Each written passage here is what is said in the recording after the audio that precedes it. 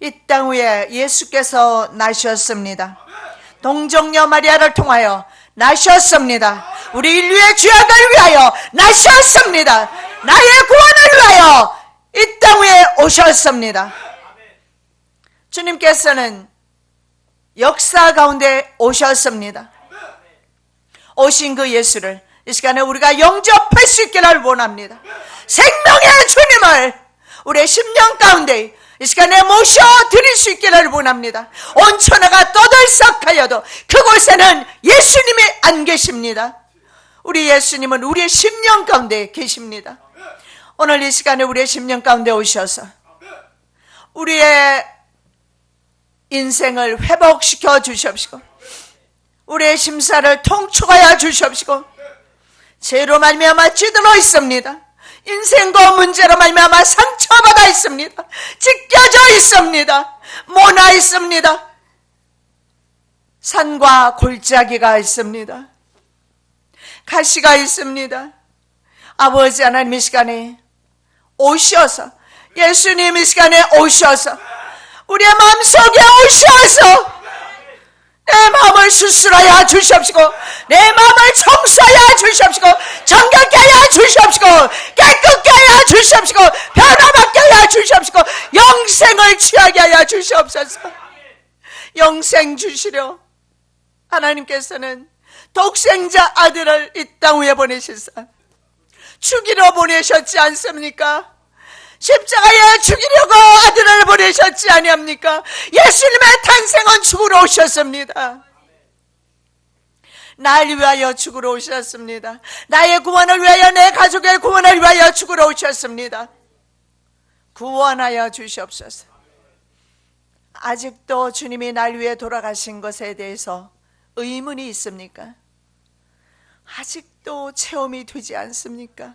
아직도 예수님의 그 사랑이 내 마음에 없습니까? 아직도 내 마음이 냉랭합니까? 완악한 마음을 녹여 주시옵시고 부드러운 마음을 도와여 주시옵시고 성령님의 마음을 도와여 주시옵시고 새 생명 얻은 사람답게 이제는 권세 있고 능력 있게 예수와 함께 동행하며 살아가는 하나님의 거룩한 백성들 되게 하옵소서.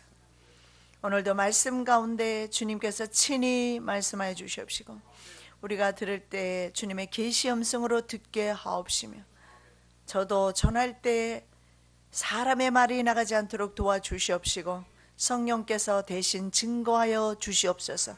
거룩하신 예수 그리스도 이름으로 기도드립니다. 아멘.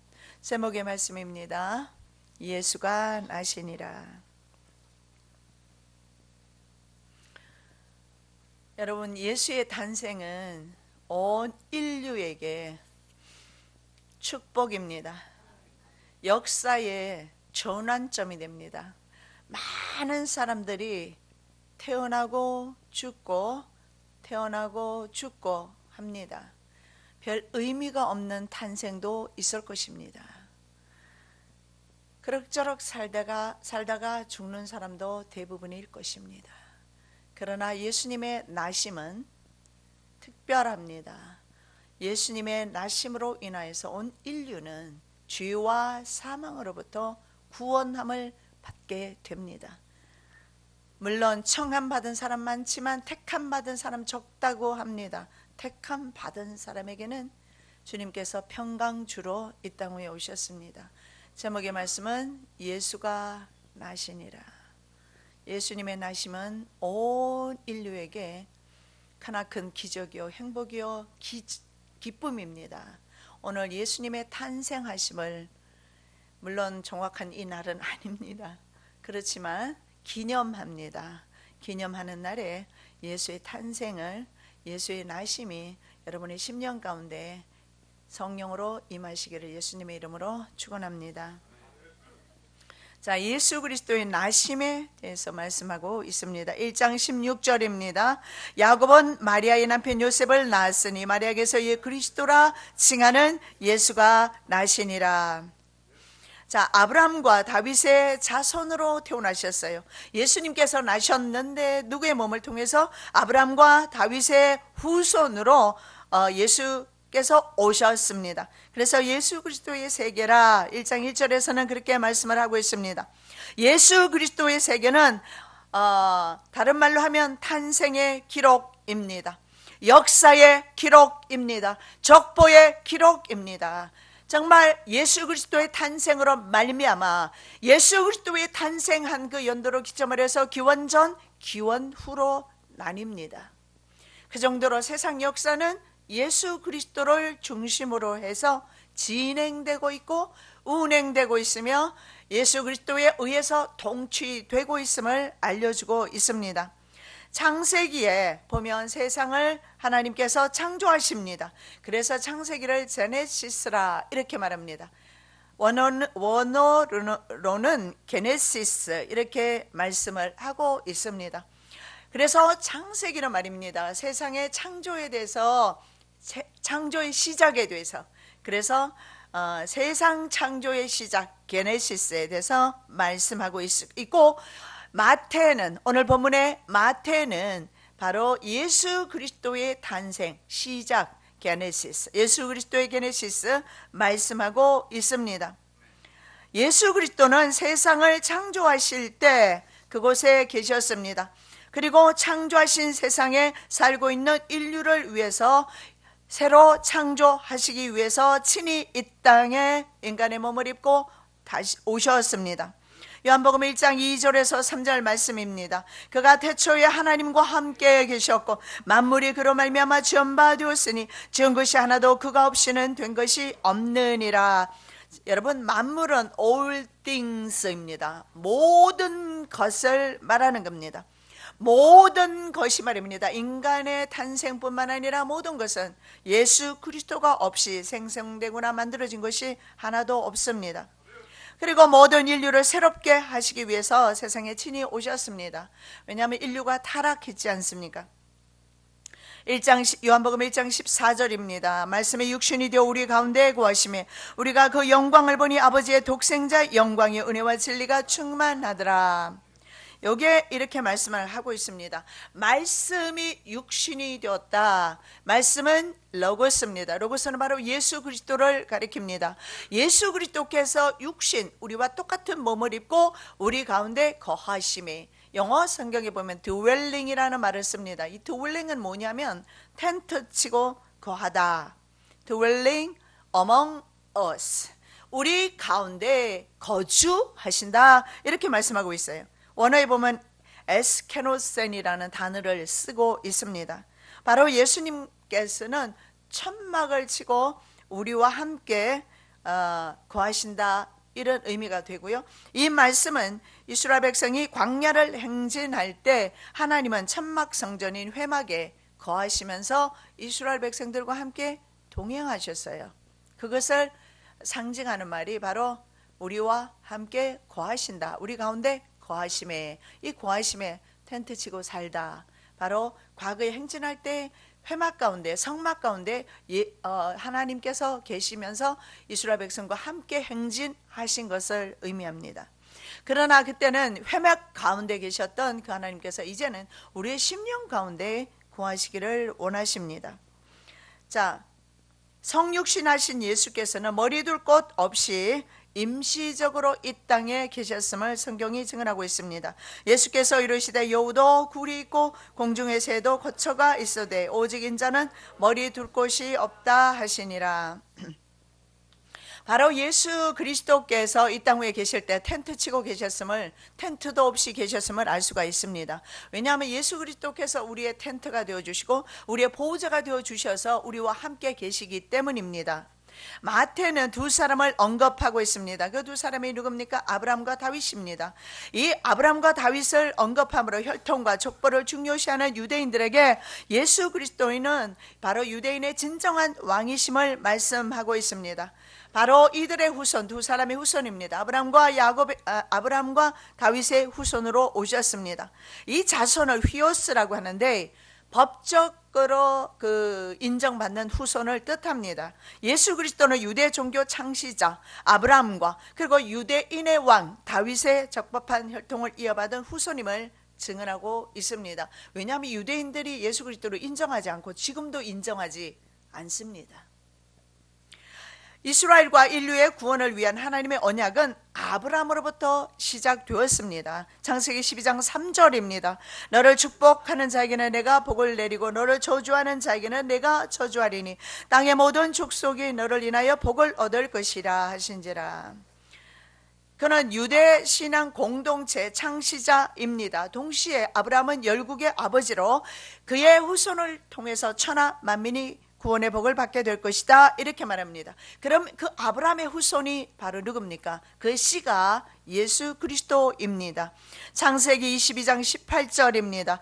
또 내 씨로 말미암아 천하 만민이 복을 얻으리니 이는 내가 나의 말을 준행하였음이니라 하셨다 하니라.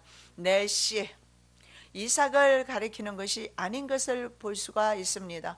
이삭은 그 당대에만 살았습니다. 그런데 천하 만민이 복을 받기 위해서는 이삭의 후손으로 오시게 되는 예수 그리스도를 가리키는 것을 볼 수가 있습니다. 그리고 실제로 사도 바울도 이 말씀에 대해서 언급하고 있습니다. 이 약속들은 아브라함과 그 자손에게 말씀하신 것인데 여럿을 가리켜 그 자손들이라 하지 아니하시고 오직 하나를 가리켜 내 자손이라 하셨으니 곧 그리스도라. 아브라함과 그 자손에 대해서 말씀을 하실 때 여러 명을 말한 적이 없고 내 씨, 한 명을 가리켜요. 왜냐하면 아브라함에게는 여러 자식들이 있었습니다. 그러나 성경에는 언제나 한 명을 가리켜요. 내 씨. 그 내 씨가 뭡니까? 이삭입니다. 그리고 반드시 이삭의 후손을 통해서 오시는 예수 그리스도를 말씀하고 있습니다. 다윗은 유대 왕국 창시자입니다. 그리고 이스라엘의 가장 위대한 왕으로 그 또한 예수 그리스도의 모형입니다. 그리고 예수 그리스도의 조상입니다. 하나님께서 다윗에게 메시아 언약을 주셨습니다. 사무엘하 7장 12절 13절 내 수완이 차서 내 조상들과 함께 잘 때에 내가 내 몸에서 날 자식을 내 뒤에 세워 그 나라를 경고케 하리라. 저는 내 이름을 위하여 집을 건축할 것이요 나는 그 나라 위를 영원히 경고케 하리라. 자, 여기에서 다윗에게 두 가지 약속을 주시고 있습니다.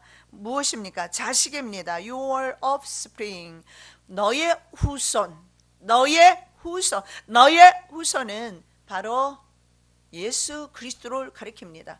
여러분, 이거 있잖아요, 놀라운 사실 아닙니까?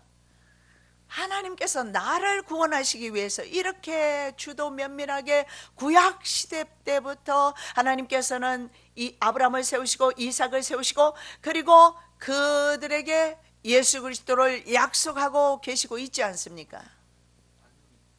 예, 그래도 실감이 나지 않아요. 어쩌면 좋습니까? 아멘. 예수 그리스도 하나님께서는 나를 구원하시기 위해서 창세전부터 이름을 기록하시고 그리고 죄를 지으니까 다시금 예수 그리스도 독생자 하나밖에 없는, 둘도 아니고 하나밖에 없는 독생자 예수를 보내서 나를 구원하시겠다고 하시는데도 아직도 감동이 없고 아직도 실감이 나지 않는다면 이거 정말 큰 문제입니다. 영적으로. 인류의 역사 가운데, 성경 역사 가운데 얼마나 많은 그 역사 가운데 바로 나의 구원을 위하여 하나님께서는 말씀을 주시고 기록하시고 말씀을 보내시고 말씀을 죽이시고 말씀을 기록하여서 지금까지 보존하시고 그 말씀이 지금도 살아있어서 우리들을 인도하고 있어요. 구태의나 믿음 좀 버리시기 바랍니다. 어제 산돌교에서 오면서 그런 말을 하더라고요. 저희 딸이 산돌교에서 설교와 필라교의 설교가 좀 다르대요. 뭐가 다른데? 필라교에서는 좀 잔소리가 많대요. 왜 그러는지 모르겠느냐. 산돌교에서는 저는 아주 설교를 산뜻하게 하고 와요. 왜 그러겠습니까? 내가 책임지지 않아요. 그 교회 목사님이 계시잖아요.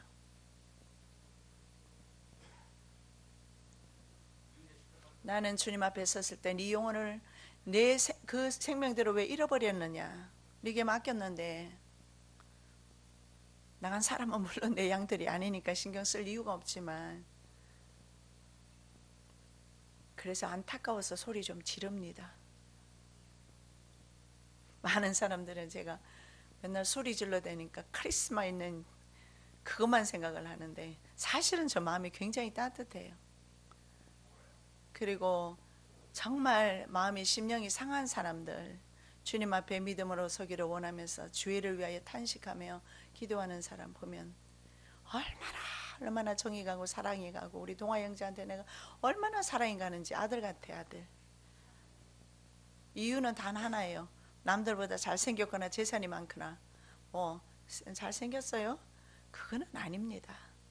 이유는 하나, 어느 날부터 지금까지 주님께 붙어있고 회개하고, 그리고요, 저는 이미 하나님이 저 아들을 구별하신 거 첫날부터 알았는데 말 안 했어요. 안 한 이유는 두 가지입니다. 본인이 못 받으면 그만이니까 하고 싶지 않았어요. 또 하나는 내가 괜히 말했다가 순종하지 않으면 나도 실망되고, 그런데 본인이 처음부터 끝까지 순종하고 있고, 근데 어제는 자기가 꿈을 꿨는데 내가 널 구별했다. 그리고 내가 앞서가면서 나를 또 쫓아오는 거, 그런 꿈을 꾸고, 또 많은 친구들과 주변의 사람이 저를 엄청나게 공격했지만 자기가 그걸 물리치면서 가는 꿈을 꾸고, 구별했다 하는 음성을 들은 거예요. 그건 내가 들은 음성이거든요. 본인이 직접 듣는 거예요. 저는 한 사람을 높이고 한 사람을 낮추는 거 아닙니다. 오해하지 마십시오. 저는 정말 상한 심령들, 주님 앞에 상한 심령, 죄인으로 주님 앞에 상한 마음으로 나아가는 사람들과 연합하고 싶어서 그렇습니다. 그들과 함께 가고 싶어서 그래요.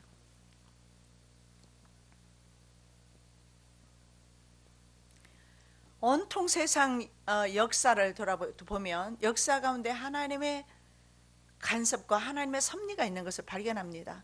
저는 원래 세계사를 참 좋아했고 국사도 좋아했고 역사를 좋아해요. 그래서 그때 외웠던 것이 지금까지도 다 기억날 정도로 역사를 좋아합니다.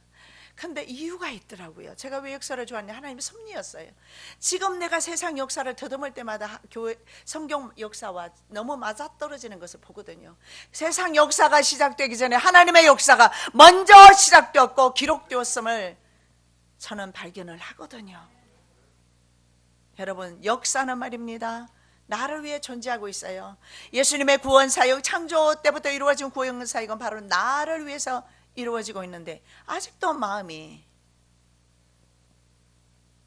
감동이 없습니까? 주님 앞에 기도하면서 나아가십시다. 하나님, 내 마음이 왜 이렇게 딱딱해져 있습니까?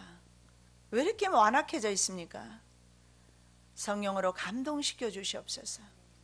부드러운 마음을 주시옵소서. 자, 말씀 보겠습니다.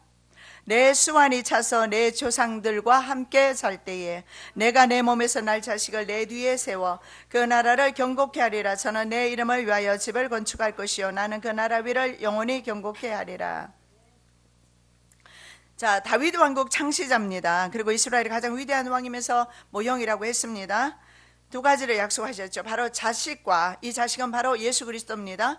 그리고 그 다음에 또 하나를 약속하는 게 있어요. 그게 뭐냐면 위라는 말이 나와요. 위. 이 위는 뭐냐 하면 Your kingdom입니다. 내가 너의 Your kingdom, 내가 너의 나라를 영원히 견고케 하리라. 바로 하나님의 나라, 하나님의 왕국을 상징하고 있어요.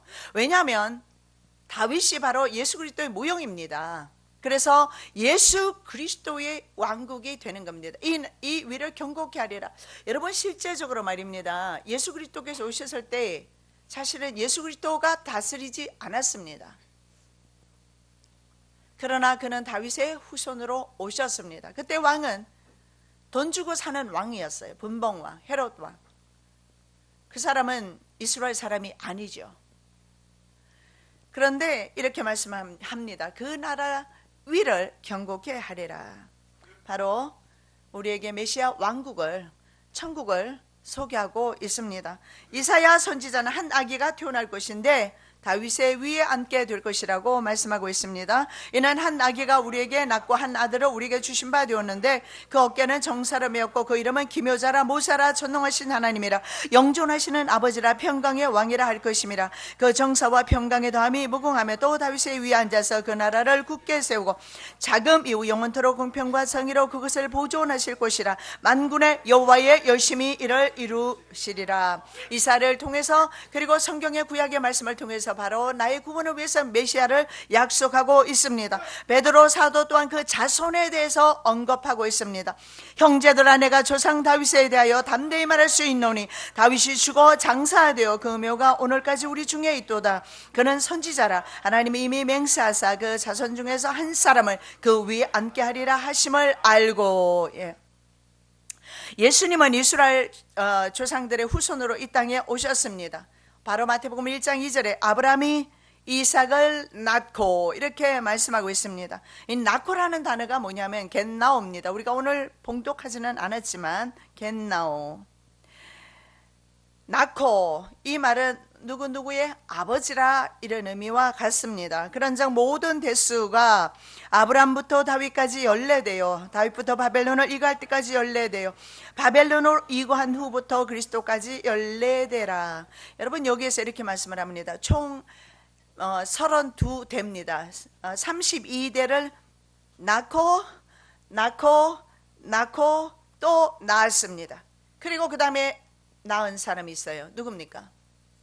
예수 그리스도께서 나시니라.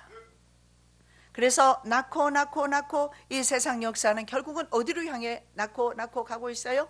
주님을 향해. 그래서 이 지구상에 태어나는 모든 인류의 그 탄생은 주님을 향해서 가야 마땅합니다.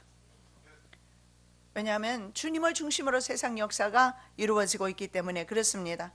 기원전이 before Christ입니다. BC라고 합니다. 예수 그리스도가 오시기 전에 before Christ. 그리고 예수가 오신 후에를 AD, 아노 도미니라고 합니다. 이것은 라틴어로 그리스도의 해 이런 뜻이 있어요. 그래서 AD는 무슨 뜻이 있다고요? 예수 그리스도의 해 이런 뜻입니다. 예수 그리스도께서 이 땅에 오시면서 자유를 선포하신 겁니다. 그게 바로 드롤입니다. 자유를 선포하심으로 우리에게 바로 하나님의 나라를 소개하고 있고 10년 가운데 하나님의 나라가 건설되기를 말씀하고 있습니다. 전 세계는 말입니다. 부인하고 싶어도 하나님 부인할 수 없어요. 아무리 애써 부인하고 주님은 살아있지 않다, 하나님은 죽었다 말을 할지라도 그건 그 사람의 말일 뿐이지 부인이 되어지지 않습니다. 왜냐하면 온 세계가 주님을 중심으로 해서 돌아가고 있기 때문에 그렇습니다. 마찬가지로 우리 인류의 역사도 주님을 중심으로 해서, 인간의 역사도 주님을 중심으로 해서 돌아가고 있어요. 주님이 가라면 가고 주님이 오라면 오는 것이 바로 인생입니다. 우리의 호흡이 코에 있잖아요. 이는 삼림의 짐승들과 천산의 생축이 다 내 것이며 산의 새들도 나의 아는 것이며 들의 짐승도 내 것이미로다. 내가 가령 주려도 내게 이르지 않을 것은 세계와 거기 충만한 것이 내 것이미로다. 분명히 성경은 선포하고 있어요. 여러분 큰 소리 칠 거 하나도 없습니다. 저와 여러분 하나님의 것입니다. 하나님의 것이 아니면 우리는 아무것도 아닌 것을 아셔야 합니다. 생축이 주님의 것입니다. 온 만물이 주의 것입니다. 우리 인생들도 바로 주의 것입니다. 온 세상은 예수 그리스도에 대한 지식으로 가득 차 있습니다. 단지 내가 무식해서 알지 못하는 것은 불행한 일입니다. 대저물이 바다를 덮은 같이 여호와의 영광을 인정하는 것이 세상에 가득하리라. 하박국 선지자의 말입니다. 물이 바다를 덮은 같이 여호와의 영광을 인정하는 것이 세상에 가득하리라. 온 세상에 하나님의 영광이 가득 차 넘치지만 내 심령이 아직도 주님을 받아들이지 못한다면 나와 주님과는 관계가 없을 것입니다. 온 천지가 하나님을 인정하고 예수 그리스도를 인정합니다. 그런데 인간만이 고집세게 하나님의 영광에 대한 지식에 무지한 것을 인정해야 합니다. 산천초막은 정해준 질서 가운데 그대로 그 자리에 있습니다. 인간만이 하나님의 그 경계를 떠나버립니다. 하나님의 품을 떠나버립니다. 그리고 자기에게 준 그 자유의지를 가지고 자기 멋대로 생각하고 판단하고 하나님을 그렇게 가두어 버리는 겁니다. 사람만이 그렇게 합니다. 그러지 마시고 정말 주님께서 편하게 아무 때나 사용할 수 있도록 여러분의 마음을 주님께 올려드리시기 바랍니다. 깨끗이 못한 여인들의 후손으로 나셨습니다.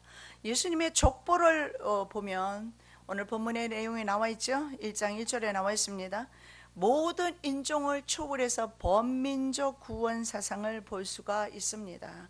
예수님은 유대인의 왕으로만 오신 것이 아니라 만왕의 왕으로 오신 것을 볼 수가 있어요. 족보를 보면 다말, 라합, 룻, 바세바, 불결한 여인들이에요.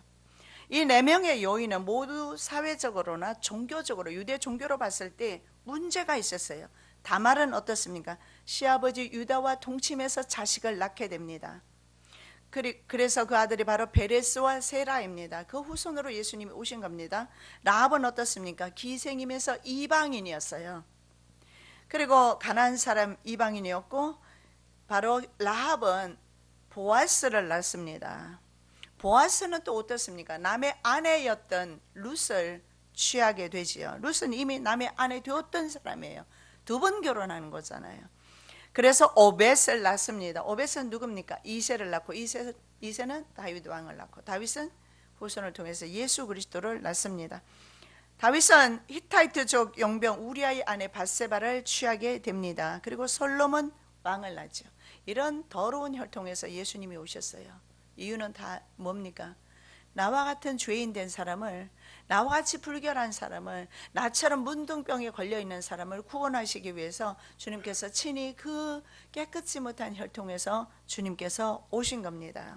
그래서 예수님의 사역을 보시면 예수님의 사역은 잘난 자들의 사역이, 자들을 위한 사역이 아닌 것을 볼 수가 있어요. 예수님의 별명이 있지 않습니까? 그것이 바로 세리와 마태의 친구. 지난주 우리 마태에 대해서 살펴보았습니다. 세리였고, 그리고 동족들에게 비방을 받고 비난을 받고 멸시받았던 마태의 친구로 오셨고, 마태를 제자로 부르셨고, 오늘 마태복음을 우리가 보고 있습니다. 하나님께 쓰임 받는다면 그의 출생은 중요하지 않아요. 그의 신분도 중요하지 않아요. 어떤 것도 주님 앞에 쓰임 받을 때는 문제가 되지 않습니다. 문제되는 거 딱 하나 있어요. 고집과 아집은 주님이 설 수가 없어요. 자기만의 고집, 자기만의 생각, 자기만의 아집, 주님이 쓸 수가 없어요. 그 외에는 아무것도 문제될 게 없습니다. 그리고 인류의 죄를 용서하고 구원하시는 사역이 바로 예수라는 이름에 나와 있어요. 예수가 뭡니까? 저희 백성은 저희 죄에서 구원할 자, 즉 쉽게 말씀드리면 예수는요, 구원자, Savior이라고 볼수, Savior. 어디에서? 죄에서 구원할 자, 지옥으로부터 구원할 자. 그래서 우리의 생명을 천국으로 인도하시는 분이 예수 그리스도입니다. 온 인류의 바로 구원자이십니다. 마태복음 1장 21절, 아들을 낳으리니 이름을 예수라 하라. 이는 그가 자기 백성을 저희 죄에서 구원할 자이심이라 하니라. 예수 이름 정도는 아셔야 되겠죠. 누가 모르면 예수 뜻이 뭐야? 모르는데? 안 되겠죠. 예수는 바로 구원자. 누굴 구원했어요? 나를 구원하신 그 구원자이십니다. 나의 구원자. 왜 나 너의 구원자 하면 나와 상관없어요. 나의 구원자이십니다. 자, 예수 그리스도의 사명과 직능에 대해서 말씀하고 있습니다. 1장 21절, 아들을 낳으리니 이름을 예수라 하라. 이는 그가 자기 백성을 저희 죄에서 구원할 자이심이라 하니라. 마태는 요셉이 예수를 낳았다. 원래는요, 성경에 보세요, 남자를 언급하고 있어요. 여자를 언급하지 않아요. 뭐 누구를 통해서, 밧세바를 통해서 낳았고는 나오지만 그것을 언급한 이유는 예수 그리스도께서 깨끗이 못한 족보에서 나왔다라는 것을 말씀하면서 온 인류로 구원하시겠다는 하나님의 섭리를, 마태복음은 유대인들을 중심으로 주신 말씀이거든요. 그러면서 동시에 주시는 말씀이 온 인류로 구원하시는 예수를 소개하기 위해서 그렇게 하신 거예요. 그러나 원래는 성경에 보면 남자 이름을 쓰지 여자 이름을 쓰지 않아요. 그런데 아들을 낳으리니 이름을 예수라 하라 하시고, 그리고 뭐라고 말씀을 하느냐면 마리아에게서 그리스도라 칭하는 예수가 태어났다, 이렇게 말씀하고 있어요. 동정녀의 아들로 태어났기 때문에 언급하기 위해서 말씀도 하고 있지만, 여기에서 예수 그리스도를 바로 마리아에게서 태어났다고 말씀을 함으로써 동정녀, 이것도 말씀하면서 동시에 그리스도께서 여자의 몸을 입고 이 땅에 오셨음을 언급하고 있는 것입니다. 자, 예수라는 단어는 뜻은 바로 구원자라는 뜻은 사명에 대한 명칭인 것을 볼 수가 있어요. 예수 구원자. 그리고 그리스도라는 이름이 또 있어요. 그리스도는요, 다른 종교 지도자들도 그리스도라고 그래요. 모하메 그리스도 이렇게 말해요. 그리스도는 기름 부음 받은 자입니다.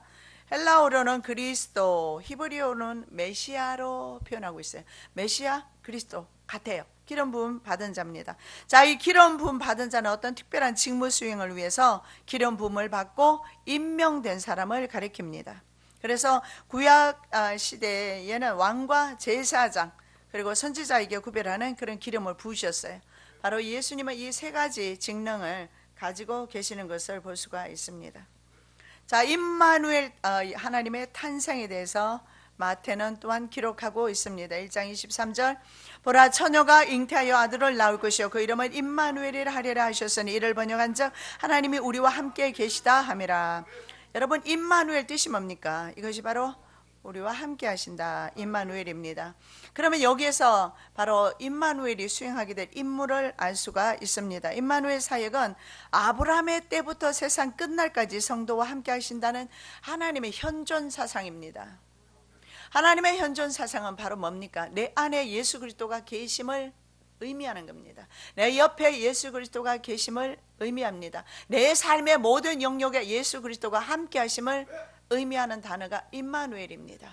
이사야 선지자가 임마누엘에 대해서 예언했고 마태가 임마누엘에 대해서 다시 언급하면서 예수 그리스도께서는 하나님의 신앙 공동체와 함께 하신다라는 것을 약속하고 있어요. 그래서 우리가 어떠한 형편과 처지에 있든지 간에 그건 전혀 문제되지 않는다는 사실을 보여줍니다. 이 이름 가운데서 바로 세상 끝날까지 우리 성도와 함께 하시겠다는 것을 말씀하고 계십니다. 하나님은 우리가 실제적으로 생성되기 전에, 세상이 태어나기 전에 창세 전부터 하나님은 우리를 알고 계셨고 지금도 돌보시고 앞으로도 돌보시고, 문제는 우리가 사망한 후에 누가 돌봐줄 거예요?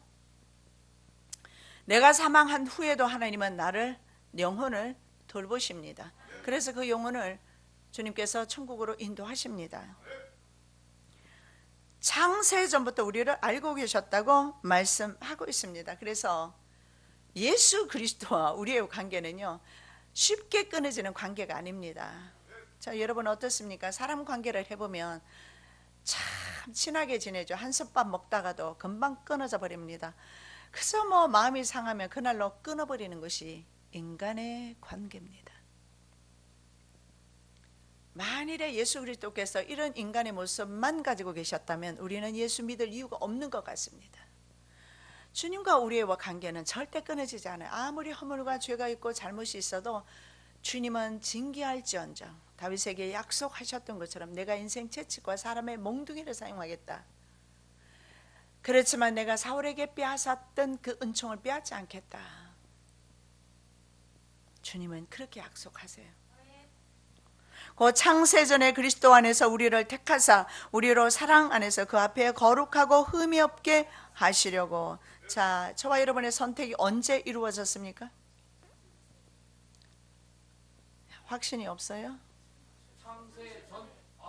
세상이 지어지기 전에 주님께서는 이미 우리를 알고 계셨어요. 사람이 다른 사람을 저주한다 해서 없어지는 것도 아니고,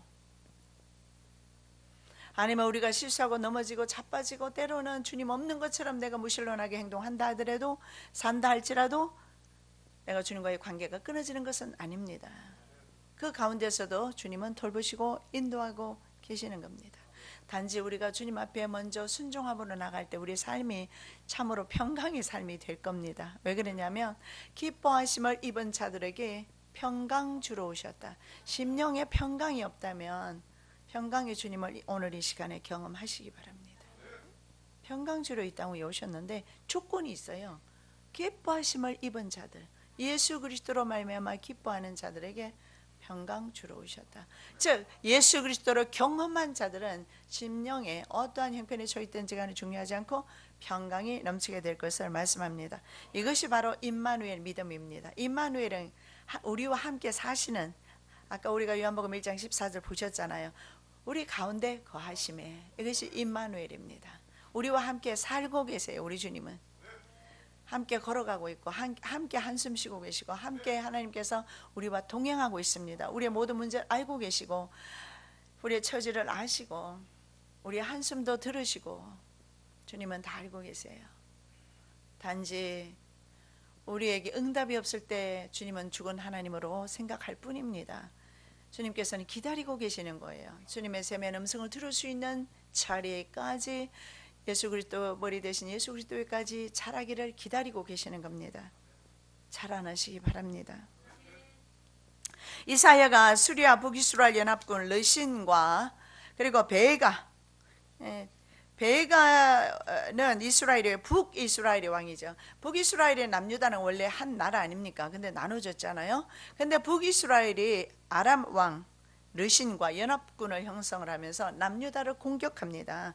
그래서 그 공격함이 얼마나 두렵게 왔으면 창일해서 바다가 넘치는 것처럼 목에까지 그 물이 차는 범람하는 물, 이것이 바로 르신과 베가 연합군의 공격입니다. 그래서 유다 전역을 휩쓸게 되는 그런 위급한 상황이었어요. 그래서 이사야 선지자가 아하스 왕에게 너는 하나님께 징조를 한번 구해봐라. 하나님께서 너에게 징조를 주시겠다, 이렇게 말해요.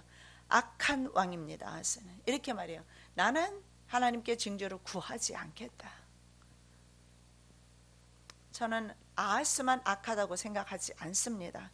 우리 인생이 다 악하다고 생각합니다. 우리 스스로는 하나님을 찾을 수 없습니다. 하나님이 우리를 찾아오신 거죠. 징조를 구하라고 말씀을 합니다. 기적을 구하라고 말씀을 합니다. 하나님께서 임재하시겠다고 약속을 하십니다. 그런데도 이렇게 말합니다. 나는 구하지 아니하겠다. 나는 하나님을 시험하지 않겠다. 주님께서 주신다고 하지 않습니까? 하나님께서 직접 하나님을 계시해 주신다고 말씀하고 있지 않습니까? 하나님께서는 아하스 왕에게 예수 그리스도를 약속하고 있는 겁니다. 내가 너희가 예수 그리스도를 주기를 원한다. 예수 그리스도는요, 예수 그리스도와 함께 하실 때 우리는 어디든지 승리할 수 있거든요. 그런데 아하스 왕은 내가 구하지 않겠다. 이사야 8장 7절 8절 그러므로 주 내가 흉용하고 창렬한 큰 아수 그 아수르 왕과 그의 모든 위력으로 그들 위에 덮을 것이라. 그 모든 고리에 차고 모든 언덕에 넘쳐 흘러 유다에 들어와서 창렬하고 목에까지 미치리라. 임마누엘이여 그의 펴는 날개가 내 땅에 편만하리라. 삶의 공감으로 이 도대체 피곤하고 공감이 목에까지 차 있어요. 그런데 임마누엘 하나님은 구하지를 않습니다. 그래서 구원의 유일한 희망 임마누엘을 친히 징조로 주십니다. 그것이 이사야 7장 14절입니다. 그러므로 주께서 친히 징조로 너에게 주실 것이라. 보라 처녀가 잉태하여 아들을 낳을 것이요 그 이름을 임마누엘이라 하리라. 여러분 이 시간에 임마누엘의 하나님을 경험하시기를 부탁드립니다. 임마누엘의 하나님을 경험하시기 바랍니다. 임마누엘의 하나님께서 구약의 성도들과 함께 하셨고 신약의 성도들과도 함께 하십니다. 이사야 41장 10절입니다. 두려워 말라 내가 너와 함께 함이니라. 놀라지 말라 나는 내 하나님이 됨이니라. 내가 너를 굳세게 하리라. 참으로 너를 도와주리라. 참으로 나의 의로운 오른손으로 너를 붙들리라. 임마누엘의 하나님 약속하고 있어요. 믿음의 조상들인 아브라함과 임마누엘 하셨습니다. 이삭과 야곱과 임마누엘 하셨습니다. 그리고 이제 말세 성도들과 임마누엘 하셔야 합니다. 그래야 말세 성도는 이길 수가 있습니다. 세상을 이기고 환경을 이기고 저촉 그리스도 세력을 이길 수가 있습니다. 임마누엘은 하나님의 백성과 하나님과의 역동적인 관계를 나타내고 있습니다. 즉 죽은 자의 하나님이 아니라 산 자의 하나님으로 하나님은 실제적으로 내 삶 가운데서 일하고 계시는 것을 경험하게 될 것입니다. 시간적, 공간적 개념 없습니다. 임마누엘 하나님은 시공간을 초월해서 역사하시는 분이 임마누엘 하나님이세요. 그래서 예수님께서 시공간을 초월하지 못하셨기 때문에 이렇게 말씀합니다. 나는 간다. 그리고 그 다음에 이렇게 말씀하셔. 난 또 다시 온다. 또 다시 오신 예수님은 성령님으로 오셨어요. 예수님은 200마일 반경을 벗어나지 못했습니다. 육신의 한계였어요. 그래서 나에게 도움이 안 됩니다. 그 예수님은 다시 가셨다가 다시 오셨는데 보혜사 성령님으로 이 땅 위에 다시 오셔서 우리와 함께 거주하고 계시는 거예요. 그 예수님은 오늘 이 시간에 거주가 문제가 아니라 내 심령 가운데 거주하기를 원하세요. 아니요, 내 옆도 부족합니다. 베드로가 예수님이 옆에 안 계셔서 예수님을 부인했습니까? 가룟 유다가 예수님이 안 계셔서 예수님을 팔아버렸습니까? 예수님이 옆에 있었어요. 예수님의 제자입니다. 예수님의 제자가 예수님을 팔고 예수님을 부인하고 어떻게 그럴 수가 있어요? 이게 인간의 한계입니다. 예수의 영이 내 심령 가운데 오셔야 합니다. 하나님의 성령이 바로 내 심령 가운데 오셔야 합니다. 그 하나님의 성령이 나로 하여금 세상을 이기게 해줄 것입니다. 죽음을 이기게 해줄 것입니다. 모든 환경을 이기게 해주실 것입니다. 내 가정과 사회 그리고 세상을 변화시키는 일을 바로 이 성령 하나님께서 하십니다.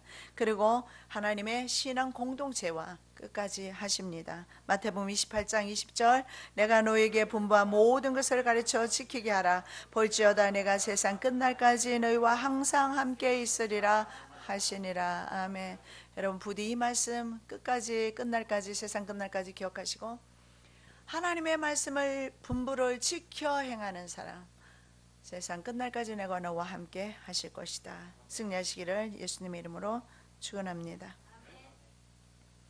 하나님 감사합니다. 독생하신 예수 그리스도를 이 땅 위에 보내주시고 인간의 몸을 입고 오셔서 우리의 죄를 속죄하시고 우리를 구원으로 인도하시고 영생으로 인도하시며 또다시 성령 하나님을 이 땅 위에 보내시사 임마누엘 하시면서 할 수 있도록 도와주심을 감사합니다. 세상에서 우리가 다 잃어버려도 상관없지만 임마누엘 하나님을 잃어버리면 우리는 모든 것을 잃어버립니다. 내 심령 가운데 시간에 임마누엘 하나님 오시옵소서. 내 심령을 통촉하여 주시옵시고 만져 주시옵시고 위로하여 주시옵시고 회복시켜 주시옵시고 내 인생길을 인도하여 주시옵소서. 거룩하신 예수 그리스도 이름으로 기도드립니다. 아멘.